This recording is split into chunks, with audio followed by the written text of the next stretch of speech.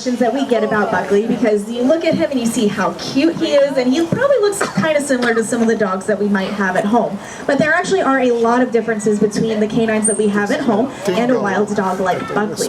The dogs that we have at home are domesticated, which means that over generations and generations, they have been bred for very specific traits that make them very well adapted for living with and around people. Dingoes are just the opposite. They are a wild dog. So over generations and generations, they haven't been bred for any specific traits to make them live with people, but rather to survive out in that Australian outback, so that they're really good hunters and they can survive out in the wild. And a key part of that is staying away from people. So because of that, there's a lot of differences in their behavior and their anatomy that make them very different animals. So their teeth are probably one of the biggest indicators that he's not here today.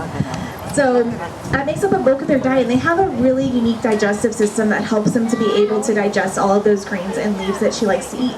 So she does have a four-chambered stomach, which include animals like jaguars and harpy eagles. Just gonna get some of those blueberries now. Good job, Wilbur. All right, so this does bring us toward the end of our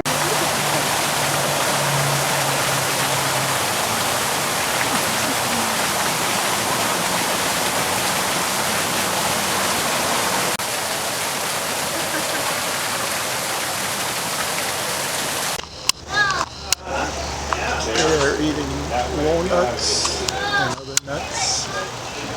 Just had a training session. He's getting his nuts.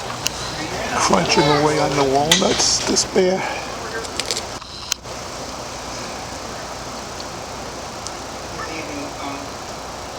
He's doing a really good job, though, in the desensitization. So we're asking him to step onto novel objects. It's always very important to us that we're always training our animals and always trying to get them accustomed to new fun. By the way that her fur grows. It goes from her belly down toward her back. So then that way when it rains, the rain trickles off of her fur and back down onto the ground again. And it's not that these animals are incredibly strong. They don't have a lot of muscle to help them to hold themselves up. They actually don't need a lot of muscle.